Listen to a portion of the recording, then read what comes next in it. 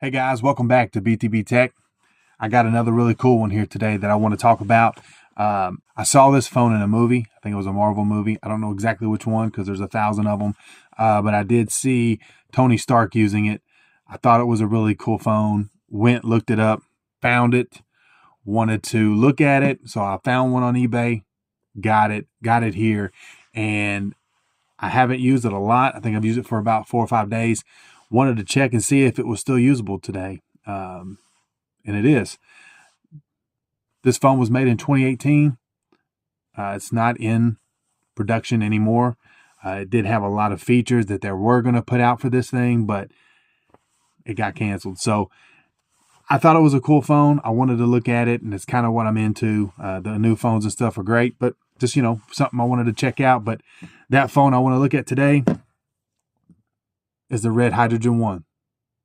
Let's get to it. The Red Hydrogen 1, from the company renowned for the high-end cinema cameras, was one of the most highly anticipated and ultimately divisive phones of its time.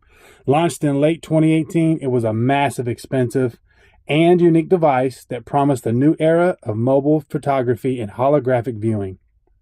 Unfortunately, the execution was often found lacking.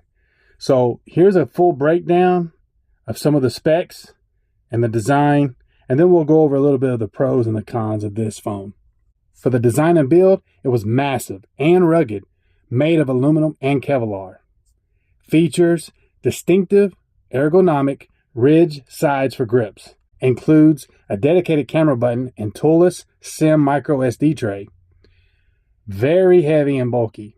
For the display, it was a 5.7-inch 2560 by 1440 QHD. Its signature feature is the 4View, the H4V holographic display, offering a glasses-free 3D depth effect in both 2D and 3D content. For cameras, it had a dual 12-megapixel rear cameras and dual 8-megapixel front cameras, both capable of capturing standard 2D photos, videos, proprietary H4V 3D content. It has a Qualcomm Snapdragon 835, even though it's an older chip even at launch, but it did have a 6 gigabytes of RAM. It did feature a large 4,500 milliamp battery, providing excellent multi-day endurance. The modularity.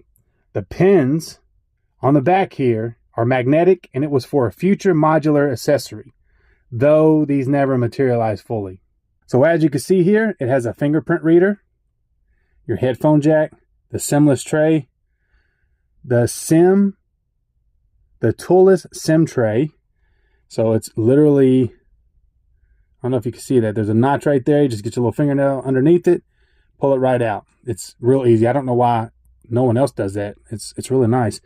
It's got your up and down volume rockers. Also, your Type-C USB and your microphones on the bottom. And this sucker is extremely heavy. I mean, it's extremely heavy.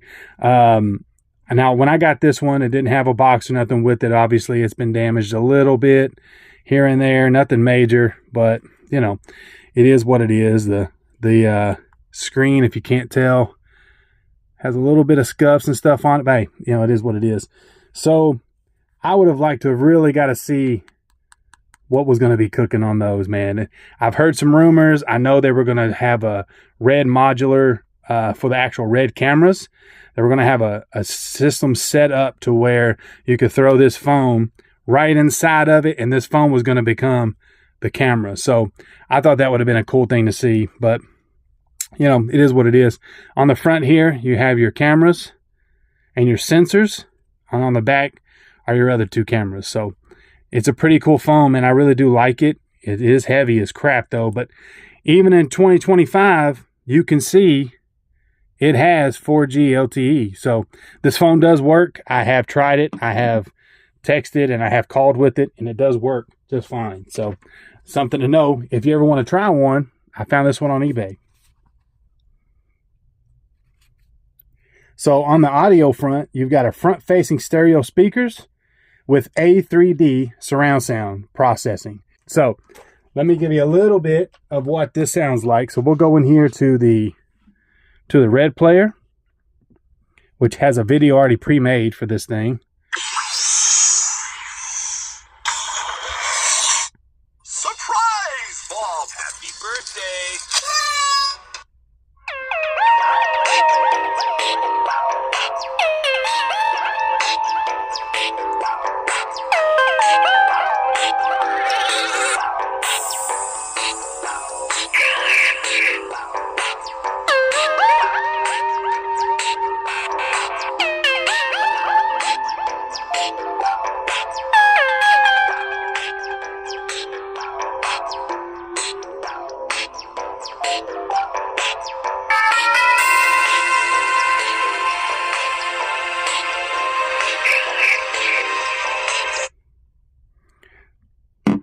So you kind of get the idea of what that looks like. So I did show you the 3D option. It is cool, but I do have to admit, it's a very strange, phenomenon, really. Not having the 3D glasses, I don't think your sight and your brain can really comprehend you. It's kind of like holographic, and I know that's kind of what it was going for, but it is kind of weird. And if you look at it too much, it might possibly give you a headache. So you just need to be aware of that.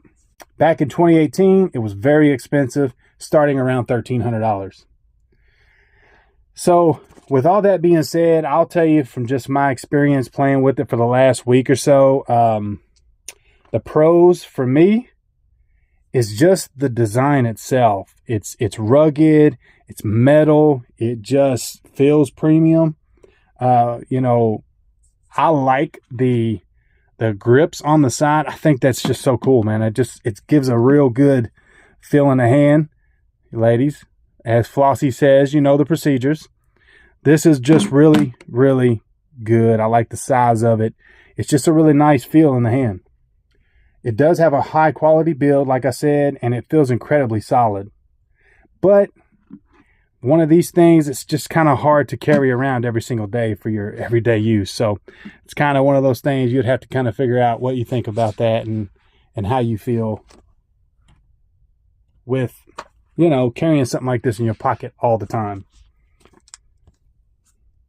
The battery life being 4,500 milliamps, even today, I have fully charged this thing yesterday. Let's see, I fully charged this thing this morning. Right now it's about 6 p.m. I charged it about 8 a.m. this morning. Been kind of using it and playing with it today, but not a whole lot. I didn't get to do a whole lot with it. But as you can see, it's still at 94%. But again, it's very light used. But when I was trying to take some pictures and been messing with it a little bit, it still lasted all day long. So I have no complaints there, especially since it's 7 years old. The camera potential is there for sure. The initial camera performance was criticized. Post-launch software updates improved it. But critically, its ability to shoot raw video offered a unique cinema-like feature for a smartphone appealing to filmmakers. So you can see that this is what they were going for right here. All the people that know what Red Media is, which is mostly the cinema cameras they use making movies, it had potential. I think it could have been a great phone, a great series of phones and great modulars, but we just unfortunately never got a chance to see it. So, but it does include your headphone jack, which is great for people who definitely like to, you know, listen to their music through headphones and stuff that's not wireless and Bluetooth. So, you know, it's kind of to each your own, I guess you could say. The interface, you know, is snappy. It really is. I don't really have no problems with it whatsoever. I haven't really set up anything on here like Facebook or anything. So, you know, I've done some Googling, I guess you could say. I went on Google, looked at some stuff, played some videos through YouTube. I mean, it's snappy. I could technically use this right now. So I'm pretty excited about that considering, you know, what it is. You know, the cons, though, I will have to say the price tag on it was, I'm sure, extremely expensive back in 2018. Unfortunately, with the Snapdragon 835 chipset, which was already a year old when it came out, you know, it was already falling behind. So, you know, again, compared to like my Honor Magic 7 Pro that I use, the Samsung Galaxy Fold 7, this thing is slower, obviously. But really, on a normal basis and not using it heavy, you ain't going to tell. Now, the big con for me in this phone, I will admit this, is the main feature of this phone, which is the holographic pictures and videos.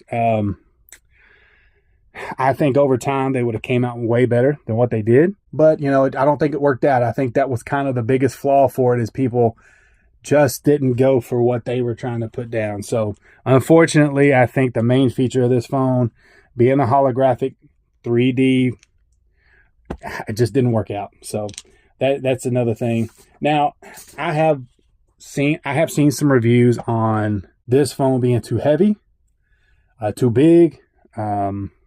People didn't like that. They didn't want to carry that. So that was another downfall, I think, for the company, is they really just couldn't get, which they also didn't try a second phone. So this was the phone they tried. It didn't go the way they wanted it to, and I think they just cut their losses, really. So the missing features for this, it lacked expected flagship features like wireless charging and official water-resistant IP ratings. It had unfulfilled promises of the modularity, the promised professional camera modules and other accessories that were supposed to build an ecosystem never fully materialized, leaving the magnetic pins on the back mostly useless. So the final verdict to me is, if you're a tech nerd, if you love technology itself, you love cell phones, this is one I would recommend to pick up, man, and try for yourself. I think it's cool. I really do.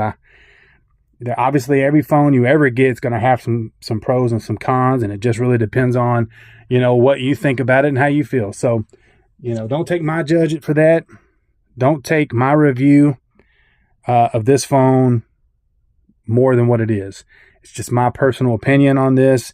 Some facts I did look up and try to get for you, but if you want to discuss this phone some more, I'd be more than happy to, man. I really like this phone a lot. I think it's a great phone for what it is, and I think everybody should at least try it once. So really, just to kind of put it out there, again, like I said, I highly recommend everybody to try this phone. You can find them on eBay pretty cheap. I wouldn't go to no extreme to get it more than probably $100, but you can use it right now. If you're a fan of, like I said, technology and want to try something different, and this is completely different, this isn't something you're normally going to be used to, I would try it out. I think there should be tons of kudos to Red Hydrogen and Red Media for at least attempting it. You can't fault them for that. So I wish they would try again. I think it was a cool concept. I think it could have went beyond what we could have ever imagined with it, considering what we have right now. So again, I appreciate your all's time. If you have any questions, put them in the comments. Like, subscribe, tell your friends. We'll see y'all in the next one.